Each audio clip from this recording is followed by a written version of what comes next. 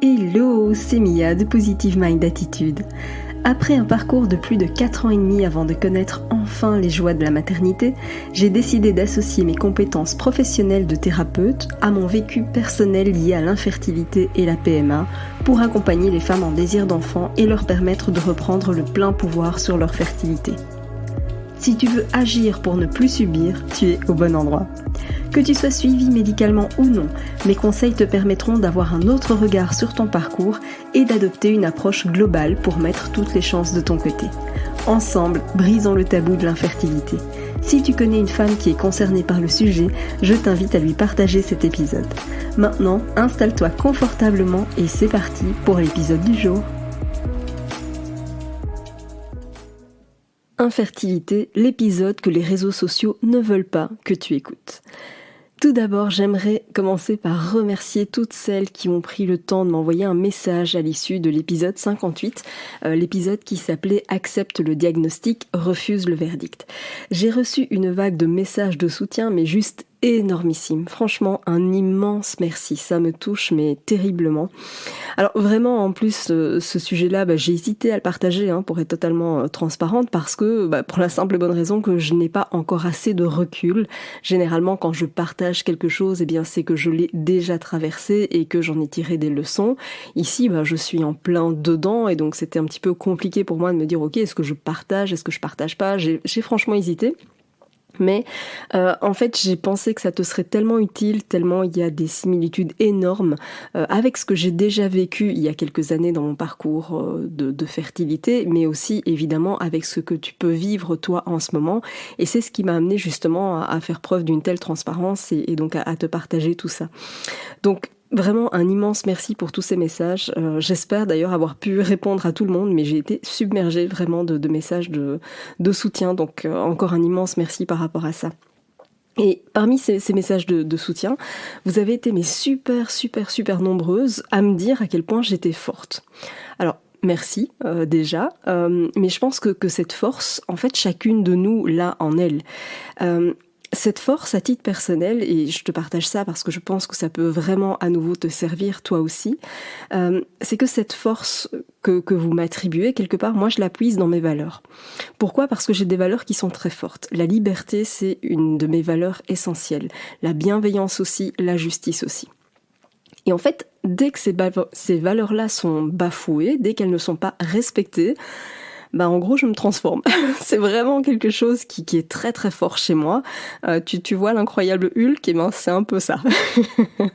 Bon, je plaisante, mais on n'en est pas loin quand même. Et c'est d'ailleurs ces valeurs-là, en fait, c'est grâce à ça que je fais ce métier depuis plus de 10 ans maintenant. C'est que je considère que l'infertilité, quelque part, c'est une telle injustice et que la manière dont on la traite n'est tellement pas assez bienveillante, ni performante d'ailleurs, mais ça c'est une autre histoire. Ça vient d'ailleurs toucher aussi à une valeur forte chez moi qui est le professionnalisme. Et donc, tu vois, en fait, toutes ces valeurs-là, quand elles sont bafouées, clairement, ça me donne une force, mais juste incroyable. Mais parce que ça me donne envie de soulever des montagnes. Et je pense que si toi aussi tu es au clair sur tes valeurs, sur ce qui est important pour toi, ce qui ne l'est pas, ça va vraiment t'aider aussi à aller chercher une force énormissime pour traverser ce dont tu as besoin. Tu vois, je reste convaincue que je n'ai pas, moi, un don de la nature particulier. C'est juste que je sais ce qui est bafoué et du coup, je sais que ça va me permettre justement de mener des actions pour changer la donne. En fait, je me sers de cette douleur, de cette souffrance, quelle qu'elle soit, pour aller transformer ce qui doit l'être. Donc vraiment, je t'invite à en faire autant dans ton parcours, mais je sais qu'il y a énormément de choses à faire là-dessus. Et à ce propos, d'ailleurs, c'est aussi ce qui m'amène à te parler d'un prochain challenge que je vais organiser. C'est quelque chose que j'organise assez rarement. C'est une fois, parfois 2 sur l'année, c'est assez rare. En fait, c'est un challenge. Pendant 5 jours, j'organise un challenge fertilité et on passe 5 jours de folie. Et la version qui va arriver là maintenant, elle est encore, mais juste complètement dingue. J'ai ajouté plein de choses. Il va se passer plein de trucs. Donc, l'ouverture des inscriptions sera le 2 octobre, d'accord ? Donc, le challenge aura lieu la semaine d'après. Je vais laisser un léger laps de temps pour l'inscription, mais crois-moi, cette édition s'annonce juste dingue. Tu ne veux pas manquer ça, je peux déjà te le dire dès maintenant. Voilà, j'avais envie évidemment aujourd'hui de te parler d'un sujet aussi qui me tient très très fort à cœur, puisque je venais de te parler de mes valeurs, je venais de te parler et de te dire que j'ai des valeurs fortes et que dès qu'elles sont bafouées, je me transforme. Eh bien, c'est aussi ce que j'avais envie de partager avec toi aujourd'hui. Parce que en fait, c'est vrai que c'est un titre un peu choc, l'épisode finalement que les réseaux sociaux ne veulent pas que tu écoutes, mais en réalité, eh bien, c'est ce qui se passe. Pourquoi ? Récemment, j'ai partagé en story une étude qui a été menée par Bodyform.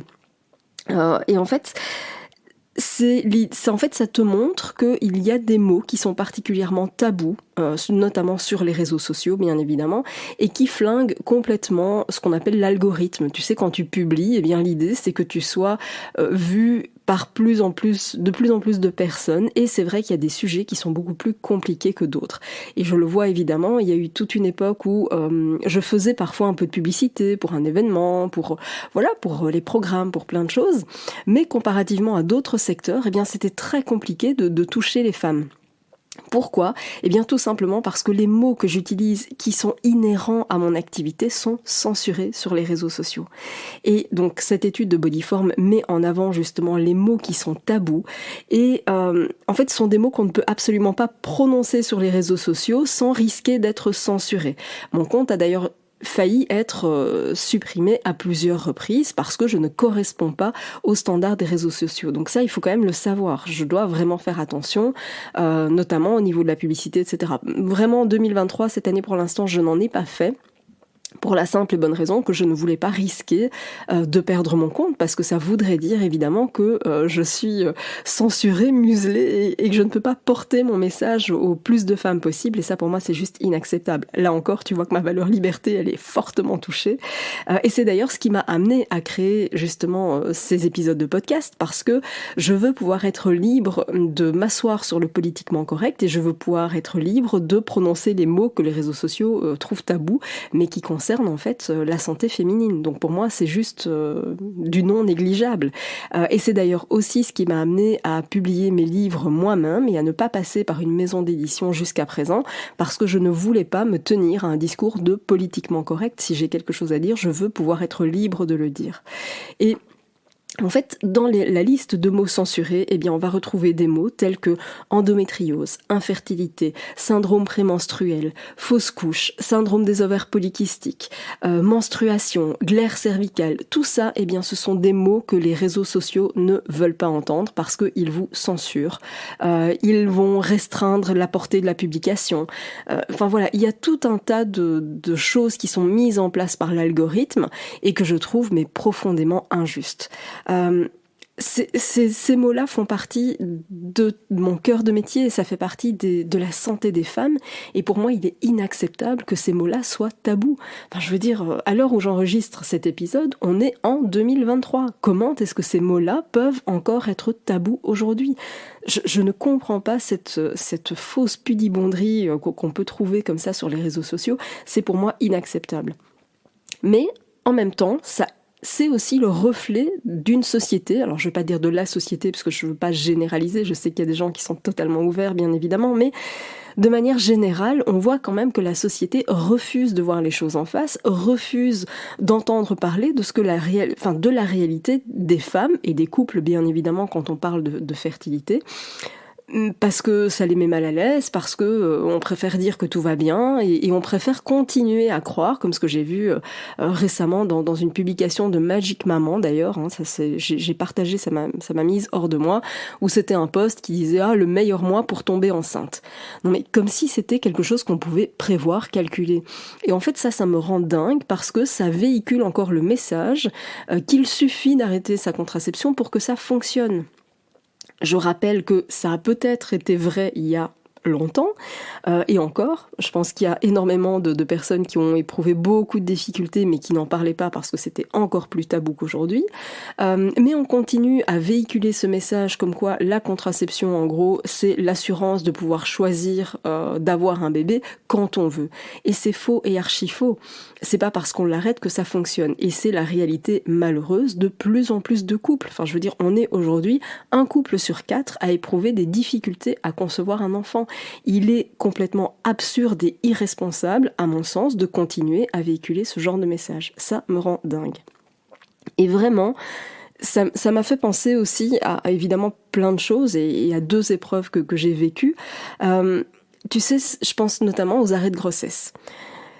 Ça va dans le même sens, c'est-à-dire que la grossesse, on va conseiller à tout le monde de garder le silence les 3 premiers mois. Donc ça veut dire que dans le cas de la grossesse qui va au bout, eh bien, tu peux être épuisé, éreinté, fatigué, malade, eh bien, tu dois continuer à faire semblant de rien. Il y a des métiers aussi qui nécessitent quand même beaucoup plus de prudence que d'autres.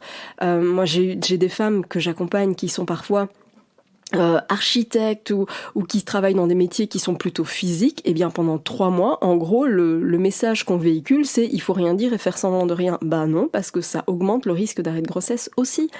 Donc c'est compliqué évidemment de tenir ce silence pendant les 3 premiers mois, et ça veut dire aussi que dans le cadre d'un arrêt de grossesse, ça veut dire que tu dois continuer à faire comme si tout allait bien, dans le meilleur des mondes, alors que toi, t'es juste en vrac. Et ça, pour moi, c'est absurde. On peut pas faire comme si tout allait bien alors qu'on est en train de vivre l'épreuve la plus douloureuse qui soit. Et c'est pas ok. Et ça vaut aussi, bien sûr, pour certaines pathologies. Je pense à l'endométriose qui est tellement invalidante pour certaines femmes. En fait, c'est juste souffre en silence, quoi. Ne dis rien, fais comme si tout allait bien, ne dis rien. Donc c'est pour ça que, évidemment, ça me rend dingue ce qui se passe à l'heure actuelle sur les réseaux, cette censure injuste. Et en même temps, je me dis, bah oui, c'est quand même aussi le reflet d'une certaine forme de la société qu'on a aujourd'hui. Et d'ailleurs, je pense que toi aussi, tu l'as déjà expérimenté à de nombreuses reprises. Alors bien sûr, tu l'as expérimenté peut-être dans un cadre différent, mais je te donne un exemple. C'est tout simplement quand tu t'exprimes sur tes difficultés à avoir un enfant, eh bien, il y a de fortes chances pour ton entourage va prononcer des phrases totalement bateaux et maladroites du style « Ah, mais arrête d'y penser, ça viendra tout seul, t'es trop stressé ». Et en gros, ça sous-entend finalement « Bon, on n'en parle pas et on passe au sujet suivant ». Alors évidemment, pour eux, c'est maladroit et ça ne part certainement pas d'une mauvaise intention, hein, soyons clairs. C'est simplement parce que ça les met mal à l'aise. Mais encore une fois, ça renvoie au fait que ces épreuves-là, on doit les traverser seuls dans notre coin. Et je suis pas du tout d'accord avec cette vision-là. Il y a des sujets qui méritent d'être posés sur la table. Il faut pas oublier que la fertilité aujourd'hui, c'est un enjeu national pour énormément de pays et qu'il est grand temps qu'on ait un système de prise en charge qui soit bien plus performant que ce qu'il ne l'est aujourd'hui. C'est quand même dingue. Je veux dire, quand on voit tout ça, la médecine n'est jamais censée avoir été aussi performante qu'aujourd'hui, alors que finalement, en gros, plus personne n'est en bonne santé. Enfin, il y a un truc qui m'échappe. C'est incroyable. On marche sur la tête, vraiment. Et donc, le message que j'avais envie de te faire passer aujourd'hui, c'est de ne certainement pas te censurer. Si tu as un compte sur les réseaux sociaux, continue à parler de ça, et vas-y, mets des hashtags, mais juste pour continuer à faire passer le message, parce qu'il n'y a pas de raison que les réseaux sociaux continuent à maintenir une sorte de tabou comme ça par rapport à la santé féminine, parce que évidemment on parle de santé féminine. Bizarrement, et c'est pareil d'ailleurs pour les tétons, pour les mamelons, etc. qui sont affichés sur les réseaux. Un homme peut être totalement torse nu, ça pose de problème à personne. Par contre, une femme, oh là là, catastrophe. Et je parle pas de photos sexuelles, mais ça peut être un allaitement, ça peut être plein de choses qui sont juste, on parle pas d'une pub où la nana est à poil pour un yaourt, hein, on n'est pas là-dedans du tout. Mais je trouve ça, cette différence de traitement entre hommes et femmes, je trouve ça juste incroyable. Pareil, quand je vois ce qu'on peut faire aujourd'hui pour les hommes en termes de traitement, pour ceux qui ont des difficultés d'érection, etc. C'est très bien, hein, la question n'est pas là, mais je me dis, si on pouvait avancer aussi vite dès qu'il s'agit de la santé féminine, mais bon sang, quoi. on a vraiment un train de retard, et encore quand je dis un train de retard, vraiment je suis gentille. Et donc voilà, j'avais envie juste de te sensibiliser à ça pour te montrer que c'est pas toujours évident de communiquer ouvertement sur les réseaux, surtout quand il s'agit de fertilité, d'infertilité. Donc si le cœur t'en dit, eh bien je t'invite vraiment à partager en masse cet épisode de podcast. Tu peux me taguer si tu le souhaites. L'idée c'est de mettre un hashtag peut-être, mais voilà, d'arrêter d'insensibiliser, d'invisibiliser en réalité, parce que c'est ça, c'est arrêter d'invisibiliser l'infertilité. Pour moi, le combat, il est là. Alors, j'aime pas le mot combat parce que j'aime pas cette guerre. C'est une connotation pour moi qui n'est pas du tout agréable. Mais je préfère œuvrer pour quelque chose où on va enfin prendre en compte toutes les dimensions de la santé féminine, où enfin on va arrêter d'invisibiliser, où enfin on va pouvoir apporter une aide concrète à celles qui en ont besoin. Donc voilà, si tu as envie de jouer le jeu, eh bien ça m'aiderait énormément, mais je pense surtout que ça aiderait énormément de femmes si on pouvait en parler librement sur les réseaux. Je te remercie infiniment pour ton écoute, et puis je compte sur toi, on se retrouve prochainement peut-être au sein du challenge. En tout cas, je l'espère, parce que vraiment ça va être un truc qui s'annonce mais de dingue. Je suis comme une folle à l'idée de participer, en tout cas de mettre en place ce challenge. Tu vas voir, ça va être un événement de dingue. Et si d'ici là, bien sûr, tu as envie de me taguer ou de me contacter sur les réseaux, tu sais comment faire. Je suis essentiellement active sur Instagram, mais aussi sur ma chaîne YouTube, donc n'hésite pas. Merci d'avoir écouté cet épisode jusqu'au bout. Si tu veux aller plus loin et bénéficier de plus de conseils, télécharge maintenant mon guide offert sur positivemindattitude.fr. Pour encourager ce podcast, merci de mettre une note et ou un commentaire sur ta plateforme d'écoute. Je te dis à très vite pour un prochain épisode.